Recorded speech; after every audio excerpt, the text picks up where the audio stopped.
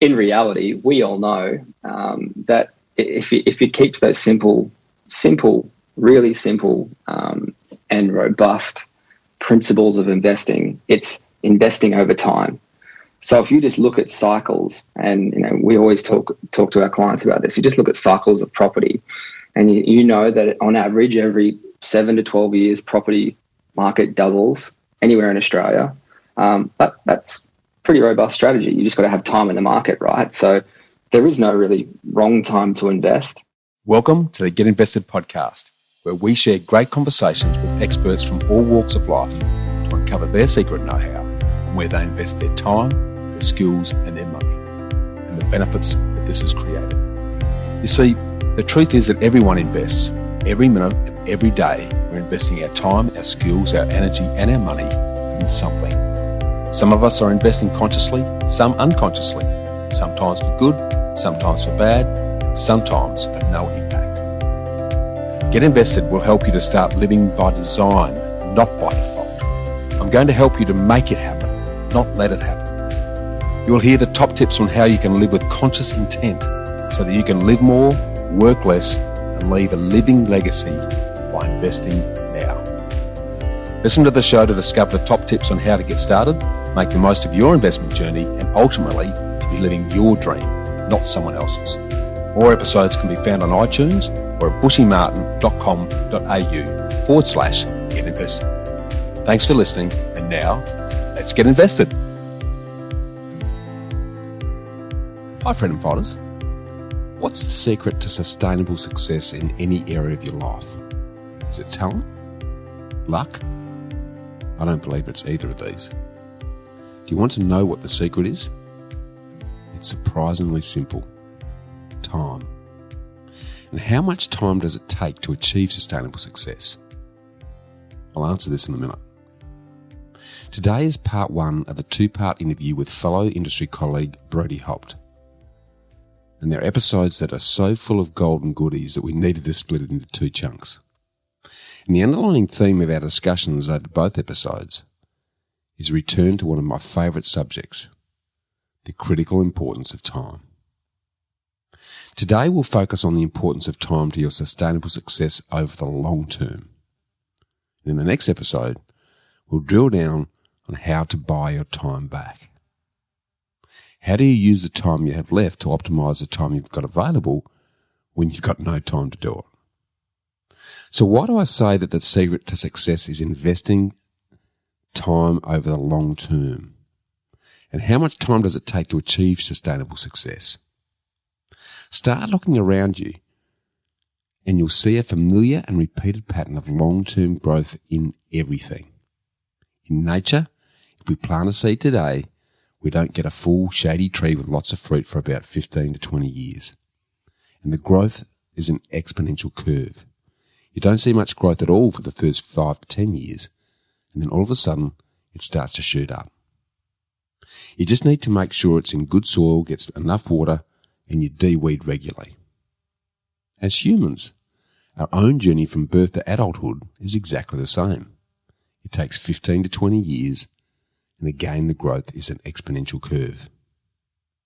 In the world of sport, all of the elite achievers like Roger Federer, LeBron James, Tiger Woods, Serena Williams and Dusty Martin of my mighty Richmond Tigers, go Tigers, all took 15 to 20 years to achieve sustainable success. Their game always started slowly and then accelerated exponentially as their skill increased. They just kept practicing every day for years and had the patience, persistence and resilience to last the distance until they got really good.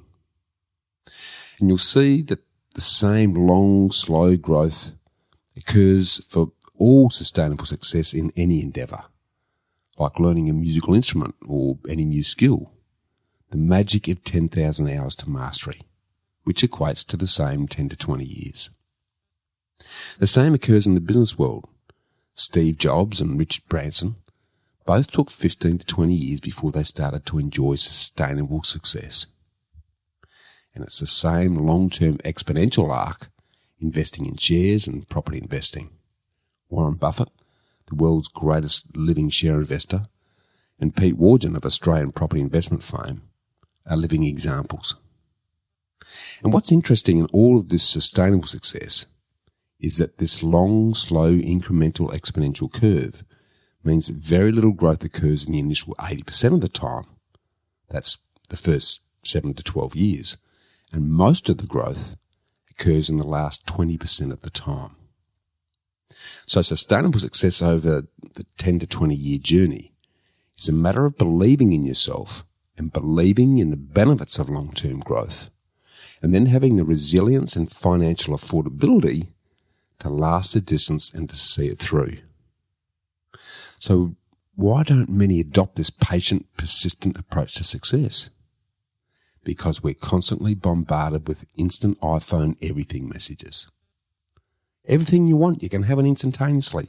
Everything you want, instant gratification. Except sustainable success in any area of your life. Relationships, career, business, health, and wealth. As Simon Sinek says, there ain't no app for that. And he continues that sustainable success in anything is a slow, meandering, uncomfortable, and messy journey. Over the last 20 years, I keep meeting these fantastic, dedicated, hard-working, time-poor professionals who are carving out careers.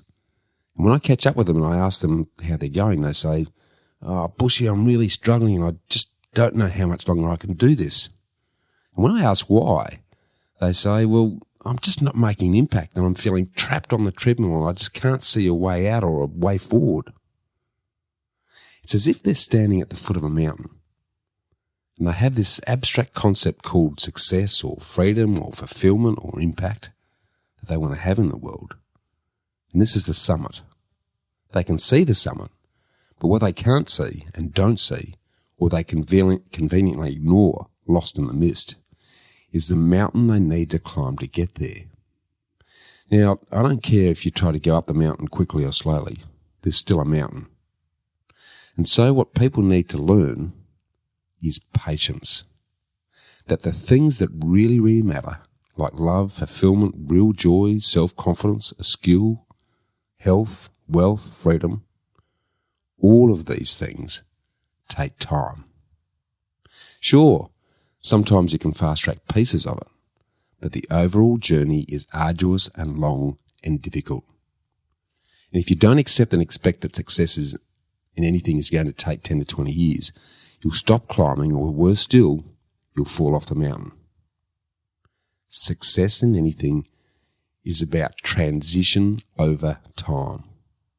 Let's take exercise. If you go to the gym and you work out and you come back and you look at yourself in the mirror, you see nothing. And if you go to the gym the next day and you come back and you look in the mirror, you see nothing. So clearly there's no results. It can't be measured, so it can't be effective. So we quit. Or if you fundamentally believe that this is the right course of action and you stick with it, if you believe that there is something there, you commit yourself to that act of service. You commit yourself to the regime, the exercise. Yeah, sure, you can screw up occasionally. You can eat chocolate one day or you can skip a day or two. It accommodates for that. But if you stick with it consistently, I'm not exactly sure what day, but I know that you'll start to get into shape. I know it because I've done it.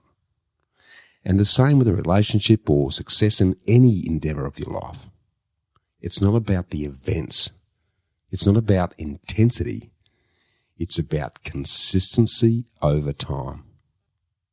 Now, if you go to the dentist twice a year, your teeth are going to fall out. You have to brush your teeth twice every day for 2 minutes. What does brushing your teeth twice a day for 2 minutes do? Nothing. Unless you do it every day, twice a day for 2 minutes. It's that consistency over time. Going to the gym for 9 hours doesn't get you into shape. Working out every day for 20 minutes gets you into shape. So the problem is we treat success with intensity. We get a hot tip and go off and buy some shares or some cryptocurrency or a property and boom, we expect to be rich tomorrow. Those things are like going to the dentist for your annual checkup. They're good for reminding us and getting us on track, and learning new lessons. But it's the daily practice of all the monotonous little boring things like brushing your teeth that matter the most. Your partner didn't fall in love with you because you bought her flowers on Valentine's Day. They fell in love with you because when you woke up in the morning, you said good morning to them before you checked your phone. They fell in love with you because when you went to the fridge to get yourself a drink, you got them one first without even asking. They fell in love with you because when you had an amazing day and you came home and they'd had a terrible day, you didn't say, yeah, but let me tell you about my day. You sat and listened about their awful day and you didn't say a word about your awesome day. That's why they fell in love with you. They can't tell you exactly what day. It was no particular thing you did. It was the accumulation of all those things. They woke up one day and it was as if they'd pressed a button and they felt, I love you. Sustainable success in anything is exactly the same. There's no event. There's no one thing I can tell you that you have to do to make it happen. It just doesn't work that way. It's an accumulation of lots and lots of little things. And any of them by themselves is innocuous and useless, literally pointless on their own. People will look at the individual things and say, well, that's not going to work. And they're absolutely right. But if you do it consistently, and you do it in combination with lots of other little things, and you have the belief in the process, and then you've got the patience and persistence to allow time, leverage, and compounding over the years to do their work, you'll get there. The challenge is, how can you afford to last the distance and do the time? It's those little innocuous things that you do over and over and over, and you wait and you wait and you wait, that people will eventually say, I love my life, my job, my career, my business, my ... You fill it in. This is so simple and so straightforward and so boring, but unbelievably hard work to last the distance. It's hard to measure in the short term, but very, very easy to measure in the long term. It's why Bill Gates says that most people overestimate what they can do in 1 year and underestimate what they can do in 10 years. Over the long term, all of the growth metrics will go up and then some. And it's not only the end destination that's important, it's who you become along the journey of the years to get there that will make and maintain your success in anything and everything. As I reinforce constantly in my book, The Freedom Formula, time, and I'm talking here about the length of time, is by far the most critical determinant of safe and affordable sustainable success and wealth creation. Providing your time horizon is long, and I'm talking at least 10 and preferably 15 to 20 years, a wise investor can commit without great anxiety to investments that appear to be risky, but that will most likely produce the highest rate of return in the long term. This is due to the forgiving accommodation of market fluctuations over time. This means time is all important when investing, and your investment results can be dramatically influenced by the length of time you're in the market. Time is critical in the three key areas: the time horizon you've got to invest, the time an investment takes to manage, and the time you have available to manage the investment. Charles Ellis summed it up perfectly when he said, time, the length of time investments will be held, is the single most powerful factor in any investment program. When adopting a long-term buy and hold investment approach based on value accumulation, growing exponentially from compounding growth, the length of time invested has the greatest impact on your wealth creation. In this regard, time is either your best friend, if you've got a minimum of 10 years to invest, or your worst enemy, if you've got less than this. The more time you have to hold an investment, the better your result and the easier this result is to achieve. A longer-term investment horizon also allows you to ignore short-term market fluctuations on price and instead ride the wave of longer-term property market cycles, which generally run over 8 to 15 years. As today's guest Brodie reinforced in the episode opening, the old adage that it's time in the market, not market timing, that counts is very true here. If you bought property today worth $1.2 million that enjoyed average capital growth of 7%, then in 10 years, the property would be worth $2.3 million. But if you held it for another 10 years, so 20 years in total, the property value would have grown exponentially to over $4.7 million. It's all about time. So if you double the time you hold an investment, you quadruple the value growth. This is exponential growth over time. The compounding effect of interest on interest, or equity on equity in property, is more potent the longer you allow it to work. This is why it's important to invest as much as you can as early as you can and secure low risk and low holding cost investment assets that allow you to leverage so that you can use as little of your own money as possible. This means you secure an asset base that is capable of providing strong long-term value increases. And the longer the time horizon of your investments, the more likely it is that you'll ride through the complete market fluctuations and cycles so that your returns will look like the average. This also reduces the risk and anxiety associated with investing for a period that's less than the average market cycle. Clearly, the time that you hold an investment has a huge impact on your results. In my conservative opinion, if you're investing in property for 0 to 3 years, you're a gambler. You might as well go to the races and put your money on a horse. If you're investing for 3 to 5 years, you're a trader. For 5 to 10 years, you're a speculator. It's only when you're investing for 10 years or more, and preferably 15 to 20, that you can classify yourself as a true investor. This is a safe and affordable investment time frame that allows an asset to grow. It's a get-rich-slow approach that combines the exponential growth benefits of time and capital growth while requiring a minimum of your time to make it happen. It's what we affectionately call wealth by stealth. It's why I insist that time is money and money is time. This is especially relevant for investors because on the flip side, the longer you put off investing, the less money you're likely to have when you need it. That's why it's critical that you don't wait to start, because it's the start that stops most people. In my experience over the years, many suffer the misapprehension that it won't take much difference if they, or make much difference if they delay investing for a few years because they're too busy. As you know, time flies, and before you know it, a few years turns into a decade.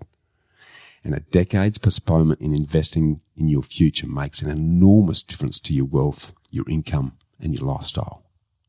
To revisit the earlier example, if you secure an investment portfolio of $1.2 million that grows at a conservative long-term average rate of 7% a year, and you delay investing by 10 years, you'll cost yourself over $2.4 million in lost wealth. That equates to costing you over $2,300 for every week you delay. So doubling your investment horizon, the length of time, quadruples your outcome. This is the exponential power of compound returns on capital growth over the long haul.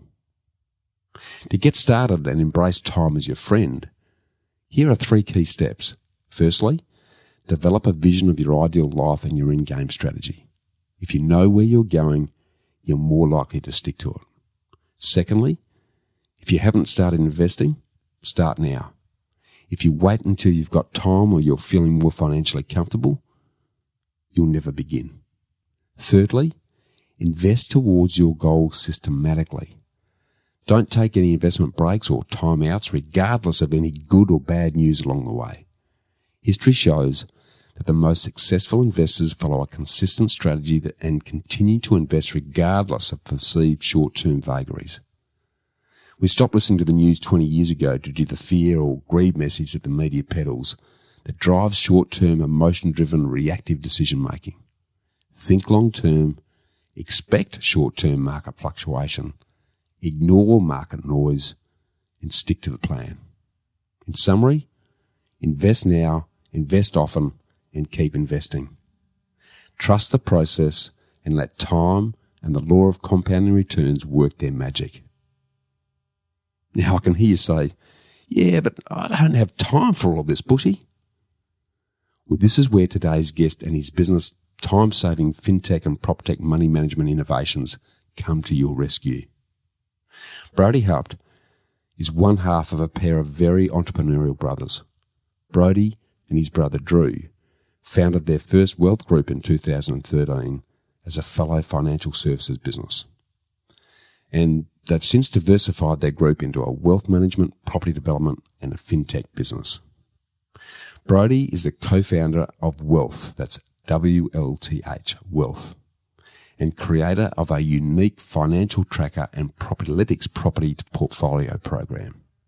Now, for most of us, making money is stressful enough, let alone knowing how to manage it, which is exactly why Brodie founded Wealth, a platform centralising your financial management, your goals and your achievements. Their aim is to try to reduce the amount of time and stress you currently put into managing all of your finances so you can spend more time doing the things that you love. They put automatic money management in the palm of your hand at the click of a button. And to give you the opportunity to make your money management easy, Brodie and the Wealth team are offering all of you Get Invested listeners a very special exclusive offer. You'll get 6 months free access to this leading-edge money management tool. Here's just a quick example of what Wealth Finance Tracker, that's WLTH, Wealth Tracker, and it's about to be rebranded as Money Management Tool, that's MGMT, will do for you. You can categorise your spending, you can calculate your net worth, you can create instant budgets around your spending by tapping into live feeds from your banking institutions. You can fully customise where your money's being spent and wave goodbye to your Excel spreadsheets. You can send a request to your property manager to integrate your property, and they can then assist you to receive rental statements, documents and receipts uploaded online. You'll also have access to unique property tools to help you manage your property more efficiently. You can monitor your superannuation balance and its performance, and you can throw away the filing cabinet and get super organised by uploading important documents. From receipts, wills, contracts, tenancy agreements, depreciation schedules, the list goes on and on. You can safely store them directly to the platform so you'll never misplace an insurance policy again. And you can store all of your documents and electronically sign anything that needs quick turnaround.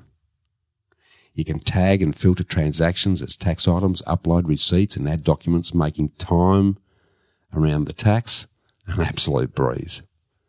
Alternatively, you can even let your accountant do the heavy lifting by granting them access to your account. The end of financial year just got a whole lot easier.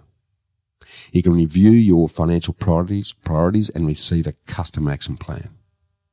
Wealth Tracker utilises live feeds from banking institutions, property research companies like RP Data, Redbook for your car, and the ASX, just to name a few. This provides you with unique access to unmatched real-time accuracy. It also gives access to your existing team to ensure you continue to be comfortable with your finances. Whether this is your financial strategist, accountant, planner, advisor, real estate agent, property manager, finance broker, solicitor, bookkeeper, all of your team in one place in the palm of your hand. With Wealth Finance Tracker, you can select what they can view, enable them to assist you in populating your data for you. Wealth Finance Tracker is a fintech platform that seamlessly handles all your assets and liabilities in all one encompassing portal. And Wealth Finance Tracker is for everyone. The platform allows anyone to use it to suit your specific requirements. You don't need to be a savvy investor. Everyone from uni students that need budgeting assistance to high net worth investors with complex structures, this easy to use tool works for everyone. The aim is to make your life a little easier. It's a simple to use platform that allows you to track all of your assets and manage all of your finances. Now, to take advantage of this exclusive offer of 6 months free access that normally costs you in excess of $29 a month, just jump on their website and activate your account at wealth.com.au, that's WLTH.com.au/sign-up-plus. That's wealth.com.au/sign-up-plus. And then enter the code BUSHY in capitals. That's BUSHY. To activate the 6 months free, the code will need to be entered via the web version and not through the app. So once the code's been activated, you'll still need to enter your credit card details, but you won't be charged until the 6 months is finished, and you can cancel at any time. Then, download the app to your phone on iTunes or Google Play, and then book your free 30-minute introduction session at wealth.com.au, that's WLTH.com.au/introduction/to/with wealth. That's introduction to wealth. This is an absolutely awesome time-saving wealth building tool, so do your future self a favour and jump on it now.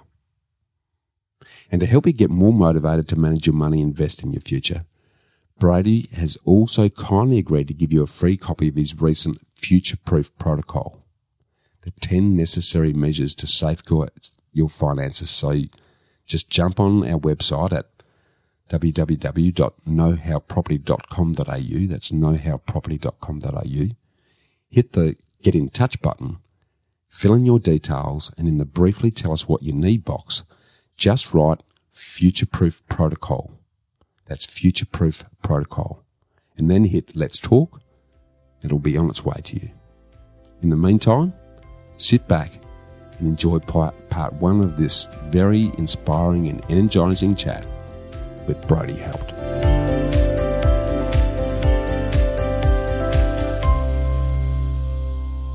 Hi, freedom fighters.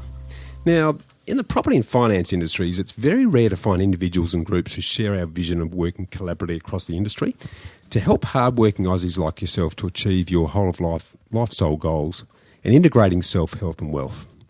And I'm talking here about outvestors, those who give freely versus investors who are more worried about themselves. And today, we'll be enjoying one of these rarities because I'm lucky enough to be introduced to Brodie Haupt and his inspirational wealth team by a mutual colleague and past guest on Get Invested, Katie Richards. And since then, our mutual passion for helping fellow investors is growing. So I'm really excited to be spending time on air with Brodie. So welcome, and let's get invested, Brodie Haupt. Thanks, Bushy. It was a pretty good intro. No, welcome aboard, mate. I've been excited about getting you on for quite some time. And as I say quite genuinely, very inspiring and energising to meet people who share a similar holistic giving approach to helping others to achieve their goals.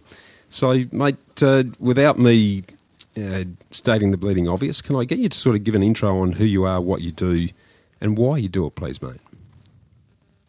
No problem at all. First of all, I just want to say thanks for having me on here. The energy and inspiration from yourself is absolutely mirrored, mate, and it's quite rare that you find like-minded individuals that can give you that kind of, I suppose, motivation to want to be better yourself. So thanks for that. My pleasure. So I'll start with who am I? I'm Brodie Haupt. I'm a serial entrepreneur, and I say that in the most non-social media way, in the fact that I've actually started businesses and have a few runs on the board. So I can say that with utmost confidence. My journey has started, probably around 15 years ago in terms of getting into business, and that started with running a street press when I was 19 with some friends and had some great times there. To now, I run multiple group of companies with my main partner, which is actually my brother Drew, and we have a property advisory firm, a couple of finance businesses. We also have a fintech product, a proptech product, a property development company, and soon to be Challenger Bank. Nice. Well, that's an interesting subject that I would love to delve into when we get into it a bit further down the track, mate. Take us on, before I get you to take us on that journey in a little bit more detail, why do you do what you do, Brodie? Great question, Bushy. Speaking to a lot of other business leaders over the years, it becomes quite prominent that they don't understand their why of what they do or why they do what they do. And I think it's probably the most important component of what drives you. And I'm not talking about what motivates you, because I think motivation comes and goes. I'm talking about what really drives you in business. And for me, it's quite simple. And this is the same across the board with all of our businesses and a wider team as well. Our why is to help others. And by helping others, we help ourselves. It's simple, but it works and it's effective. Yeah, absolutely, mate. It becomes something that crosses not only your individual, but the team, the group, your clients get on board with that, and everyone wins in that scenario, mate. So, yep, love your ethos around that. Well, let's go back as far as you're happy to go now, if you don't mind, and walk us through your journey of life so far, focusing on what you've invested your time, your energy, and your money in. Where did that get you? What have you learnt from it? And how did that bring you to where you are currently today? Yeah, no problem. I'll probably start with leaving high school. Prior to that, being male, I don't think that we really actually ever mature till we're late 20s anyway. But mate, I'm a lot older than that, and I'm still maturing, Brodie. I think it's a growing thing that happens for the rest of your life. But I thought I was quite mature leaving school.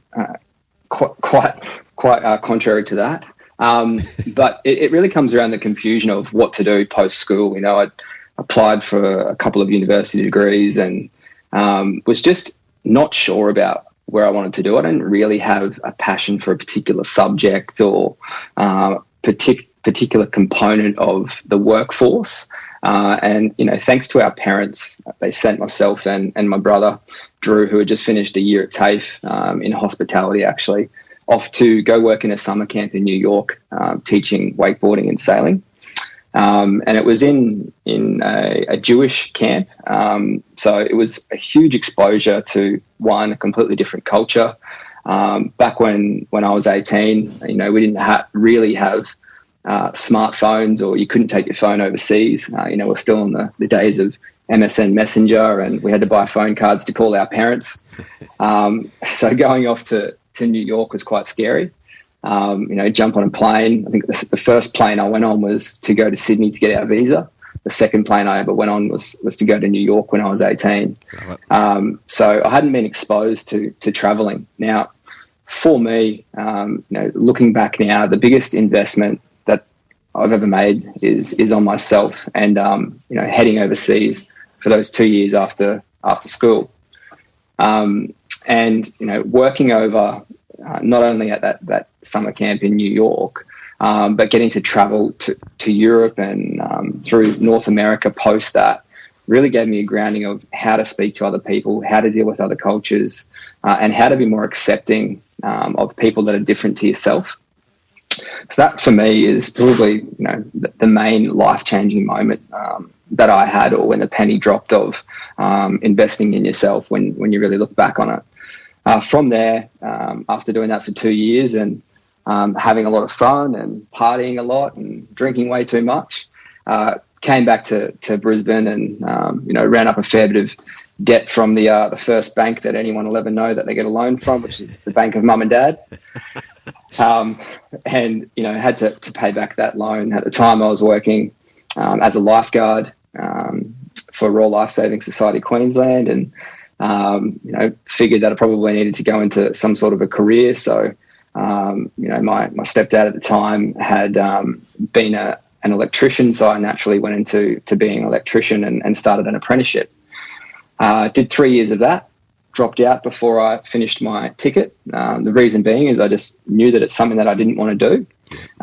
Nothing against electricians or tradies or anything like that. It actually gave me some really good life skills, and I still do the wiring and the lights in my house. Don't tell the authorities, but I don't think insurance would cover it if it burnt down. But throughout that process, I already, also had a passion for events and music and parties, and through meeting a few different friends that I was running some events with, we went out and started our own street press. Probably not too dissimilar to a Monster Children type magazine. It was called Libertine, and we stocked it nationally through Universal Store and General Pants.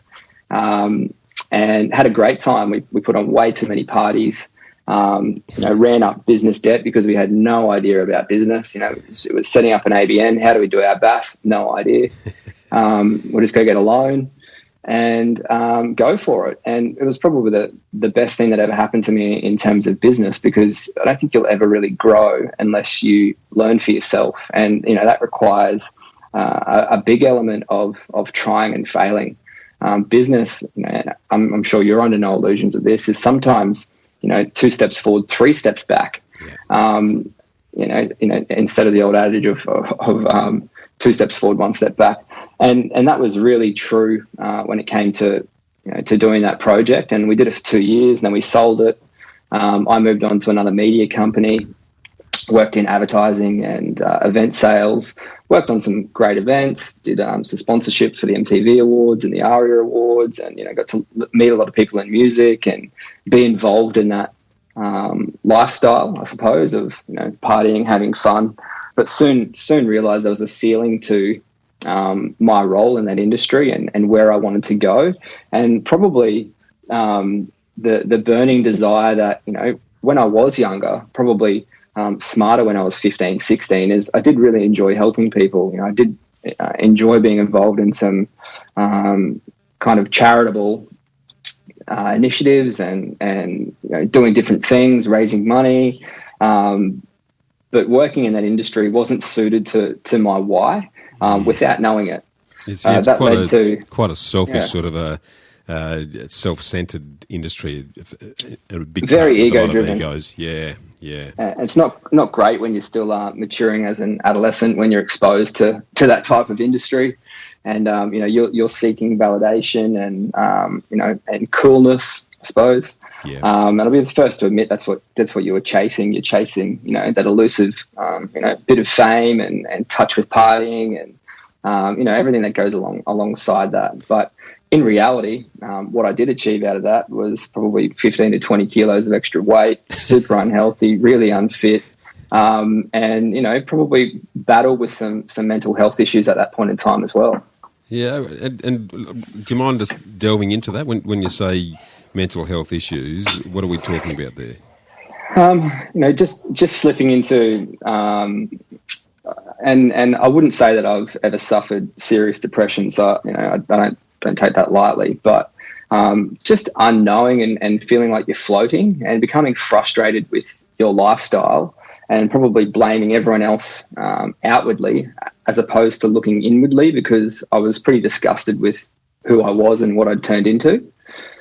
So that needed a catalyst for change. And at the time, my older brother Drew, who is now my business partner, he was working for a finance company, and prior to that, he'd been working in property and project marketing and selling off the plan units and working in helping people financially. And he said, look, why don't you come over and have an interview with this company, just sit down with them and talk to them about potentially working here. And I said, look, I don't know the first thing about finance.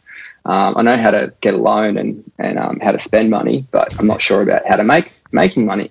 And he said, look, the biggest secret to this role, which I was going for, and pretty much looking at finance in general, when you talk about the industry, is you've got to be able to build trust. You've got to be able to speak to people, ask the right questions, sit back and listen. And that's something that I was lucky enough to inherently have had grown that skill, I suppose, by traveling and being overseas for a few years. So went in, talked the talk in the interview, got the role, and pretty much sat in front of people and said to them as my opening line, look, I'm not a financial planner, I'm not a financial advisor, I'm an information gopher. I've been in this role for 2 weeks. Don't take anything I say as gospel. In fact, I won't tell you any secrets or answers. I'm purely here to collect information and to see if there is any areas that we can be of benefit to you, and if you want to have a look at what this company has to offer.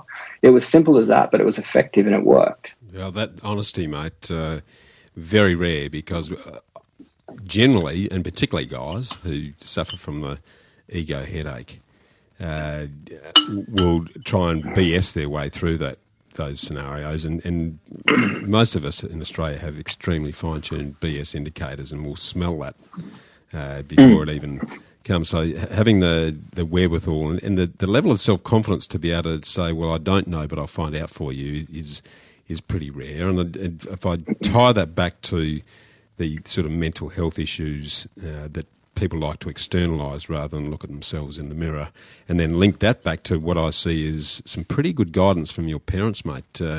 Having the smarts to go, two young blokes full of testosterone, let's get them on a plane and let's get their hands dirty overseas, so they're really getting in touch with life, was pretty smart. Is that ethos from your parents something that floated through all of that, and that self-confidence that you had to say, well, I'm an information gopher?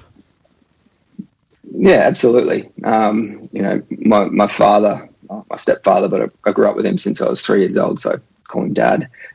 He kind of instilled with me a good bullshit meter since we were kids. We couldn't really get anything past him, and we'd try. And at the end of the day, he really brought us up to have good values about honesty and manners are free, and you can build respect and trust from people by just being nice and telling the truth. So that definitely it was instilled with us along the way. Of course, when you're going through your teenage and early 20 years, you like to think you know everything and you know better than everyone else. But at the end of the day, they always kept us grounded and let us also, I suppose one of the most important things was gave us the space to be able to find our own wings in a way. Mum and Dad were never, look, you need to do this, you need to go to uni, you need to do this course, or you need to stick out your ticket as a Sparky. They kind of just said, look, if that's, if you made your decision and you're happy to stand by that decision, this is your life and we'll support you as long as you're happy. It kind of gave us the validation that we needed, that, we can figure it out for ourselves. So I think that's important. And I feel like sometimes that's lost on a lot of kids these days. They feel like they need to do what their parents want them to do, as opposed to, I suppose, making their own mistakes and getting themselves to a point where they understand which way they want to head. And everyone's journey is different too. Yeah, I'm touching on a really good point there, and I think what I'm seeing there as well, it links to the, when you were travelling, you made the comment that you became more accepting because you're talking to new people, different languages, different cultures, different situations. But what I'm hearing, that was probably always there underlying from what your stepfather and your good mother instilled in you, and it's that accepting exercise that opens you to opportunity and innovation, which is clearly something that is now guided your journey to date and the success that you're now achieving as a result. Would that be fair to say, do you think? Absolutely, definitely. Awesome, mate. Well, talk us through from there. So you started getting your hands dirty in the finance space. So where did it go to from there? So it's probably important to bring up the fact that, not just from career-wise, but also through personal development, I started to realise that, I needed to obtain a bit more balance in my life. So start training and going to the gym and, doing things on weekends that were between the hours of 9 a.m. and 12 p.m. as opposed to sleeping most of those hours from a big night the night before. But also then investing in knowledge. So having a look at what else was out there, looking at conflicting opinions, looking at self-help books and empowerment on how to be a better person. And when you're young, I suppose you think that that's a load of crap, to be honest. You think, oh, who needs that? Or these people are being sold some sort of education package, or there's always an ulterior motive. But when you pull the lens off or take the blinkers off, you realize that you can take what you want from anyone. It's your choice. You're the person that has the ability to decide if that will affect you or not. You can sit there and watch Tony Robbins videos or David Goggins videos or whoever it may be, and you can decide what you want to take from that. It's not up to the person telling you what you should believe in. It's up to you to decide what kind of I suppose we call them knowledge nuggets. What kind of knowledge bombs or truth bombs or knowledge nuggets you want to take from those videos. And we still play motivational videos to our team today. You know, we have a Thursday collective-wide meeting where we catch up for an hour and everyone talks about what they've done for the week, what they've achieved. We share our wins, we share our losses, and we still try and find some videos that will, help lift us up. I suppose going back to where I was before, so I joined the finance industry, had no idea what I was doing, but met some great people that I was working with. I was traveling around Australia speaking to clients. And again, probably going back to that element of love for travel, I was always putting my hand up to fly down to Tassie or go to WA or head up to North Queensland or go down to Adelaide and see clients all around Australia, because that was my role. I was a financial consultant, and they wanted people to do swings sometimes up to 6 weeks, working 7 days. And you'd see 4 or 5 clients a day, and you would drive around in a hire car. But the benefit for me was I had that freedom of travel again. Yeah. I could go to different places I'd never been. The good thing about Australia was probably got some of the best wineries in the world. I know you're in a good spot there where you are. Yeah, my word. So working with my brother too, we got to travel and work together again. And we'd get up every morning and either research a winery or a beach or some sort of sightseeing activity, go do that in the morning before we'd have to clock on and go see our clients for the rest of the day. So it was fun. Yeah, let's dive straight into that, because it's very rare to see two brothers like yourself and Drew connect so well, and then use that combined energy to achieve the success you have. Can you talk to us a little bit about that? Because most brothers are great mates when they're out drinking, but they punch each other if they spend too much time with each other. How is it that yourself and Drew are different, and how does it actually work in the working context? Well, first of all, blood's thicker than water, so it makes it easier for a business relationship. Because at the end of the day, you've still got to see them at Christmas, so you've got to have an element of respect there for each other. But going back, through probably early days, we were brothers. We're only 14 months apart. We grew up close. We shared the same friends. We were in the same composite classes when we were in primary school. Went to the same high school. Traveled overseas together. It was kind of always going to happen to an element of it. We worked in jobs previous. So when we were 16, I'd get a job at a restaurant, and then I'd get him a job, and then I'd go work as a lifeguard, and I'd get him a job there, or he would get me a job somewhere else. So it was always about looking out for each other and making sure that we were both doing well. Like if we got an opportunity, then we would always try and bring the other person into the opportunity, and that's just continued today when we look at other areas to invest in or businesses to build or whatever like, I suppose. I guess there's an intimate understanding of each other's strengths and weaknesses. But the flip side of that as well, because no close relationship goes without its challenges as well, and the dynamic.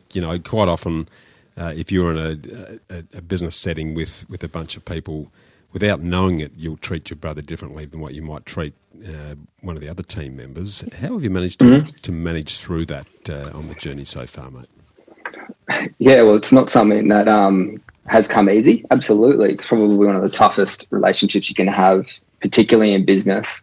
And early on when we started our own company, trying to separate, I suppose, how you talk to each other as brothers as to how you would talk to the team, and making sure that you have those conversations behind closed doors was challenging. But we've got to a good point. We're really yin and yang, myself and Drew. I'm very process driven, process orientated. I want to make sure that everything is done as it should. Drew's very I suppose nonchalant when it comes to process. He's more of an ideology, kind of go with the flow, would be late to his own funeral type methodology. But I'm the complete opposite. Like, I get anxiety if I'm a minute late. I actually get anxiety if I'm 10 minutes early because I should have been earlier. But that adds to the value of it as well. I think if we were the same person, it wouldn't work. So we both complement each other's skill sets. he will do really well in a group environment. If we're out at a networking event where, I feel as though I'm kind of an introverted extrovert. So in different settings, I feel more introverted and would prefer to just be quiet. And then, in other settings, and I'm, happily be extroverted if it comes to business or something that I'm confident on speaking on. Yeah.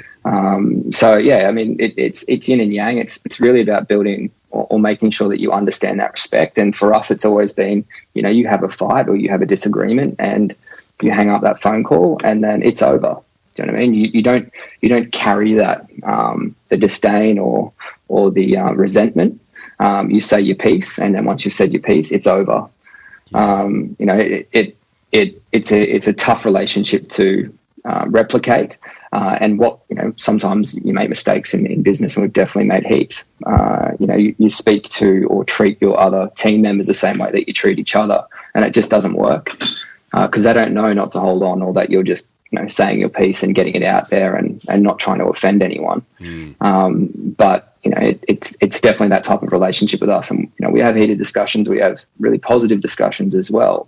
But we have really conflicting opinions, and that has probably been to the utmost importance of our business decisions, because one thing he will look at, I'll look at completely different, and we'll talk through until we come to a resolution that we're both comfortable with. Well, I think that sharpens the sword, and that brutal honesty that you wouldn't have or get with someone who's not part of the family means that you've got a real edge in that regard, because it really is looking at a problem from every angle and then coming up with the best solution, not just one solution. So, no, that's awesome. Tell us, you've talked a bit about, because what I'm seeing here is that there's you at that critical point, you started looking at yourself, you started working on your health. What about wealth? You're starting to play in the finance space and help other people with their wealth. What about yourself? Can you talk us about when you started to invest personally? What did you invest in? How does that go? And what are you investing in now, and why? Yeah, well, the first thing I invested in was books. And, I wasn't a reader until probably my mid to late 20s. That was absolutely the first investment. And people say that's investment in yourself, but that's investment in wealth, because it teaches you, really robust investment techniques. Some of the greatest books that have influenced myself is Rich Dad, Poor Dad, The Richest Man in Babylon, Think and Grow Rich. These aren't new books by any means, but probably the most powerful in terms of changing my perspective on how the world works and how money works. Further on from that, it's really come down to walking the talk with what we do within our property advisory firm, and that's investing in property. Physical investments that we understand. I've never really gone too much into the share market until recent years, but that's more around investing in businesses that we understand the modelling for, as opposed to taking a tip from some bloke at a barbecue. Now, absolutely, our first investments were similar to that. You think when you're young, get rich quick. So you get every multi-level marketing concept thrown at you. You get told to put a bet on some horse that's running at Randwick and race 8. But in reality, we all know that if you keep those simple, really simple and robust principles of investing, it's investing over time. So if you just look at cycles, and we always talk to our clients about this, you just look at cycles of property. And you know that on average, every 7 to 12 years, property market doubles anywhere in Australia. That's pretty robust strategy. You just got to have time in the market, right? So there is no really wrong time to invest. And as far as I'm concerned, if anyone can say that they can predict the market, and there's a lot of experts out there that say that they can predict the market, I automatically, as most Australians do, think they're full of shit. Yeah. And to this day, not one person in our firm or our network can tell anyone that they can predict the market, because it just doesn't happen. You can give yourself all the key research, economic indicators, historical references, articles, supporting information to make a informed decision, but no one really has a crystal ball. 100%, and therefore, if you're not long enough, you'll ride the wave to achieve the results. Let's look at every famous and sustainably successful investor, and Warren Buffett is a classic, mate. He would only make some years he doesn't make a trade. In fact, he's gone for 3 years without making a trade, but he's very careful about what he does, and then when he's in there for the long term. So if one of the most wealthiest investors in the world adopts that long-term philosophy, then that's a pretty good indicator for me. Let's drill into then. Let's look at your first property exercise. What did you invest in? How did that go? Walk us through your own personal property investment journey, if you don't mind. Yeah, absolutely. So our first property investment that we went into was actually a 4-pack of townies townhouses that we developed ourselves, and thought, we're grabbing this development with a DA and a BA and these beautiful designs and plans, and you quickly do what I call a napkin feasibility, where you go, we'll get X for the property in this market for a 322 or whatever it might be, and our cost from the builder that I spoke to is going to be X, and that looks great, we're going to make a couple of $1 million. In reality, we lost about $400,000 by doing that exercise, and myself and Drew had to buy 2 of the 4 properties in that complex, but we also learned a hell of a lot. And this is the thing that people don't understand. People are so wary of having a crack, taking that first step of getting into the market, when in actual fact, look, you may not choose the best investment the first time, but it's going to teach you a lot. You're going to understand intrinsically what not to do next time, which is probably the most important factor. But you'll have a better understanding of what to do in the future. And you're not stuck with an investment when it comes to property. You can always sell it, sometimes not for what you paid for it, but inherently you don't have those 40 to 50% market swings that we see in the stock market today. Yeah, exactly. So great learnings, and it's really interesting that your first exercise was a 4-pack townhouse development, because that was exactly the same for me, mate, as an architect. Thought I knew it all, completely rooted it up, mate. I couldn't have stuffed it up more, to be honest. Where did you go from there then? So you dusted yourself off. What was the next entree, and why? The next entree is probably a little bit against all methodologies when it comes to property investing, and it's investing in your own house. Okay, most people think you can't invest in your own house; it's your PPR, and to a degree, we tell clients that on a daily basis. Yep. However, it was buying a property in a nice suburb in Brisbane, where I live, and it was 100% the worst house on the best street in that suburb, and saw a real opportunity. It's got a great view. It was a 1960s sort of shack, and myself and my wife looked at it, and we conceptualized that we could do a really quite cheap renovation on the house itself, but we could do a phenomenal landscape to the house, which it's on a really sloped block. So it was about putting a basketball court in, putting a pool in, putting a pool house on the second level, and then putting a beautiful deck that overlooks the river, and then redoing the front yard and reconfiguring the garage. And, we're really happy with the house that we have. But what it gave us the ability to do was to refinance and redraw the equity that we built, and, significant equity that we could then use to reinvest. Yeah. That's then taken, myself and Drew, and we always invest together to, we've got a great commercial site that we're really close to getting a DA on. We've got a fantastic medical site that we're taking offers on at the moment to get a 150% return on. It's always been about property for us because that's what we understand. Apart from property, the biggest investment that we've made is actually in our businesses and backing ourselves. Yeah. Yeah. Let's dive straight in there, because I think the breadth of coverage that your business interests now collectively put together with Drew is quite exciting. Can you sort of give us a Reader's Digest version on that so that the listeners understand the spread that you're currently covering? Yeah, well, sometimes I find it hard to explain to myself and map it out. But high level, so we've got the property advisory firm, which has been going for about 8 years now. Yeah. Got over 3,000 clients, mum and dad type investors, where we help them with building a property investment strategy, and obviously minimising the non-effective debt, showing them how to pay their own home off, and just smart structures, we call it, when it comes to your debt facilities and structures. How can you pay your home off? Yeah. That naturally led into us then starting our own finance company, which sits within that sphere.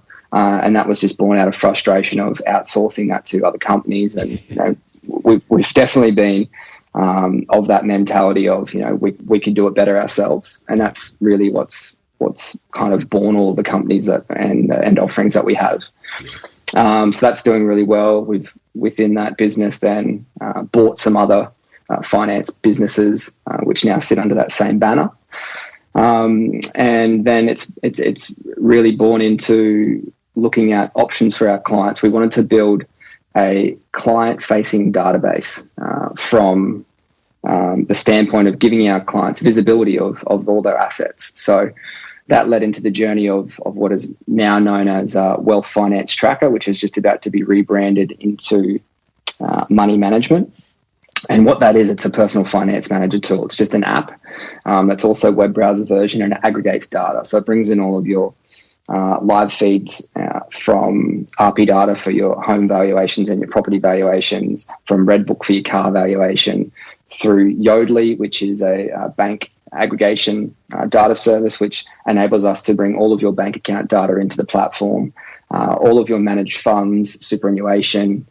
You can bring in anything to do with, if you wanted to hard store any cryptocurrency information or other assets that you may have.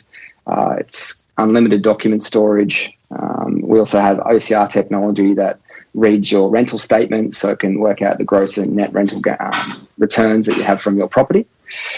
So it's really just about taking away the old filing cabinet, throwing all of that in the bin, and then making it digital. And it's no more in depth than that.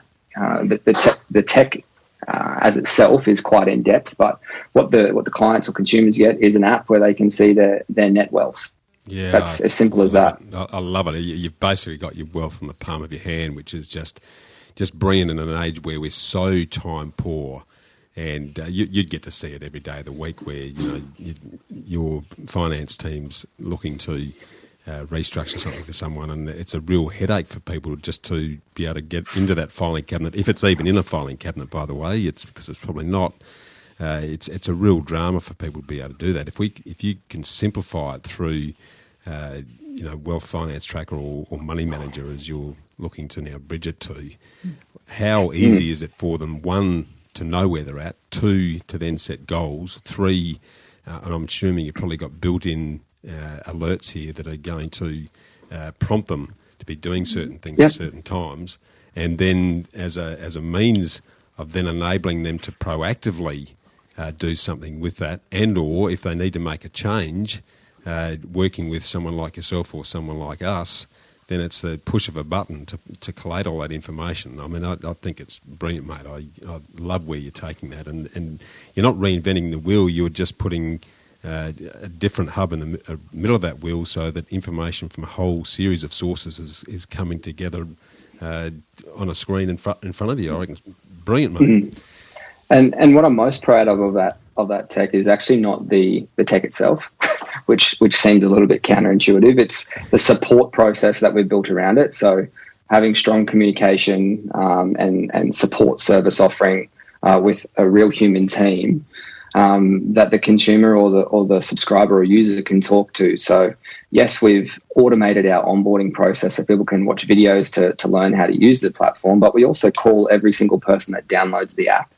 And we say to them, hey, would you like to book in a time where we can talk you through the app for half an hour, regardless if they're on a free account or they're on a paid subscription?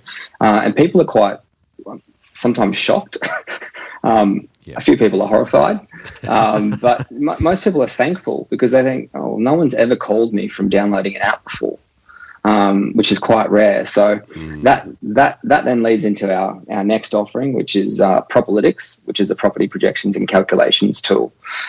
Same thing, app-based, and it breaks down the property investment projection, which is quite complex when you take into consideration over 100,000 calculations, and breaks it down into the 9 easiest steps we could break it down to. So, looking at your acquisition costs, looking at the property type, looking at your funding structure, adding in your depreciation if it's an investment, having a look at your income, how much tax effectiveness that creates for you, putting in your rental return, putting in all of your costs associated with that property investment, making some assumptions if you don't have all that handy, and then showing you, what that's going to cost you per week or per year up to 50 years.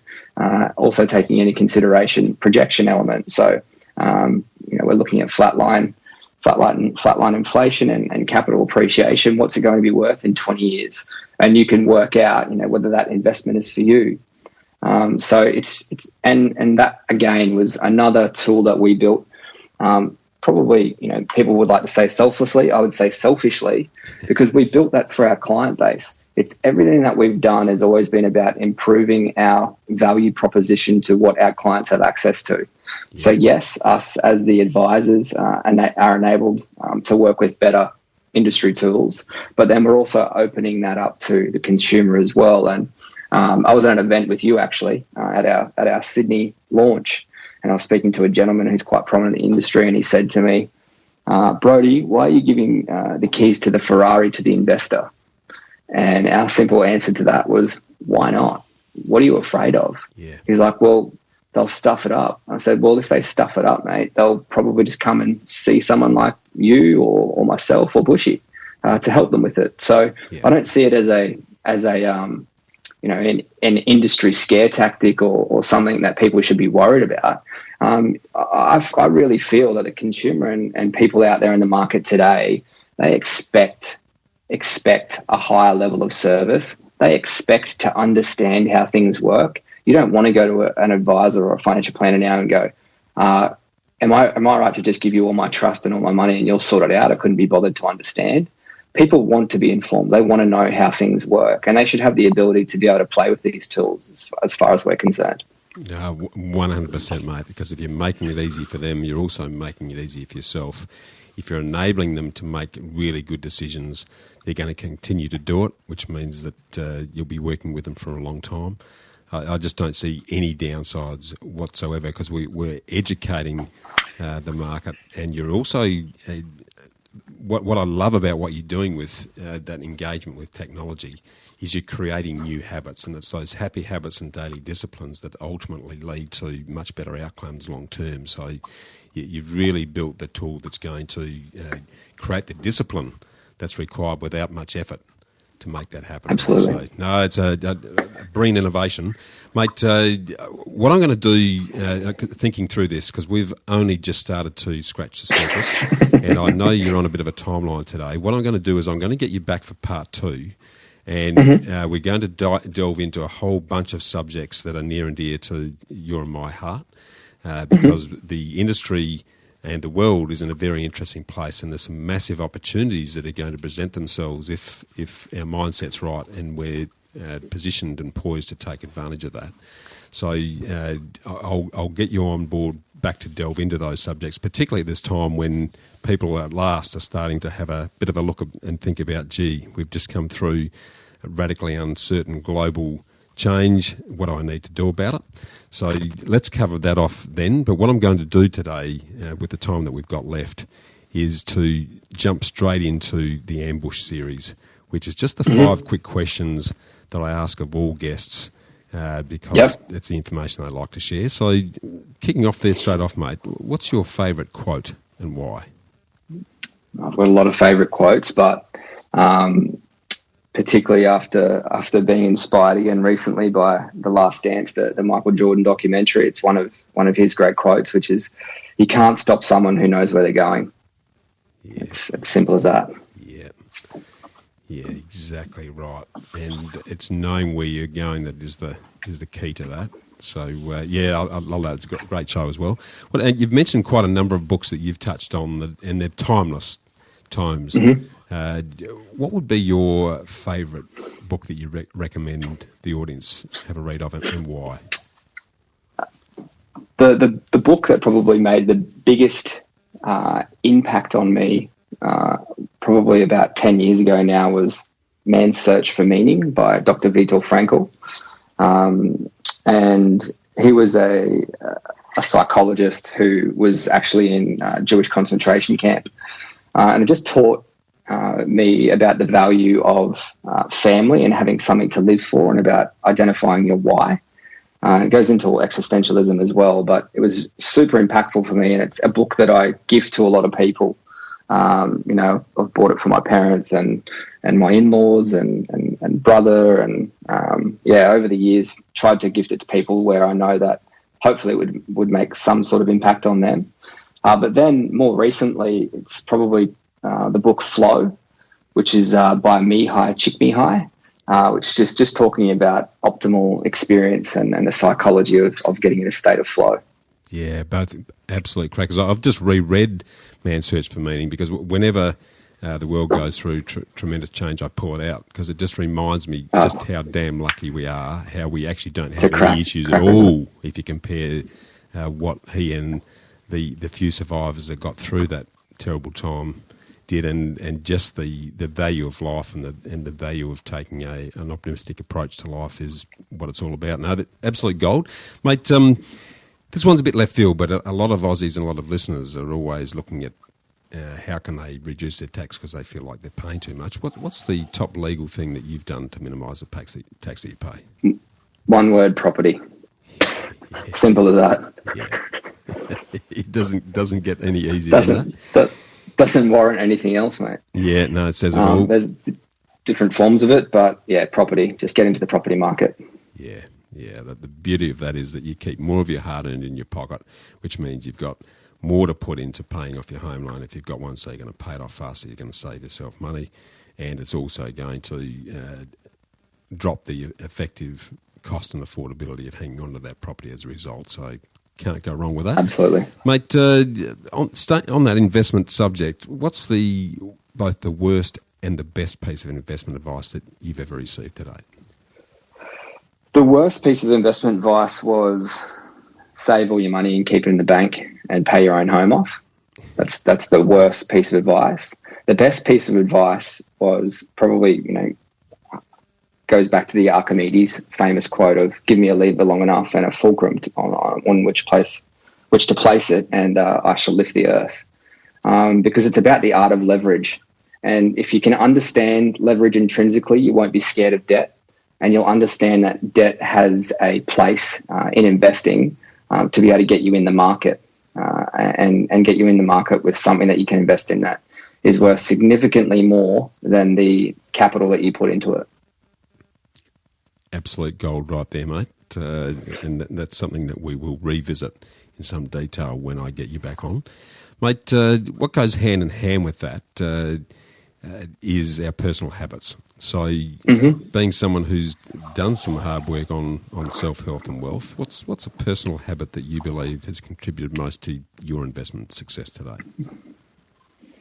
Self-discipline is the core principle for my success, absolutely, hands down. And that comes from self-discipline with understanding the ratios of rest and relaxation to hard work. I find myself that, I try and lead by example and always try to push, to be the hardest working person within our company because I, feel like it sets a good example for people. But more recently is self-discipline of understanding when to rest and when to relax. And then over the last, 5 to 10 years, it's training, keeping yourself physically fit only absolutely helps to keep your mind fit. And then probably even more recent than that over the last few years is adding things like mindfulness in as well to help you reflect and de-stress you as well. Yeah, and I love it, mate. And again, that's that holistic approach right across the board that's key there. Mate, last question, and it's a big one. If I gave you a microphone that spoke to every single one of the 7.7 billion people that's currently in the world, and I gave you 1 minute to talk, what would you say? Ooh, it's a tough one. Being that we are still in COVID, I had this quote sent to me by one of my good friend's mothers after she read the future-proof protocol, the 10 necessary measures to safeguard your finances, which I wrote at the start of COVID. And it was a quote by Marcus Aurelius, and it said, as Marcus Aurelius would say, as he lived through a similar time in Rome in 165 CE, be calm, be courageous, self-disciplined, and wise, and try and always do something that's meaningful. Mate, love that. And I'm going to ask you a favour because what we'll do is we'll challenge the listeners to reach out to us and get a copy of the Future Proof Protocol if you're happy to share it. And Absolutely. Then respond to us, and then I'll give the best response to that a copy of the Freedom Formula, my book, mate. So, because it's very timely in terms of what's happening. And as I say, we're going to revisit that question around the post-pandemic when I get you back on shortly. But, mate, been an awesome conversation. We really have just skimmed across the very peripheral surfaces, and a lot more that you and I will delve into.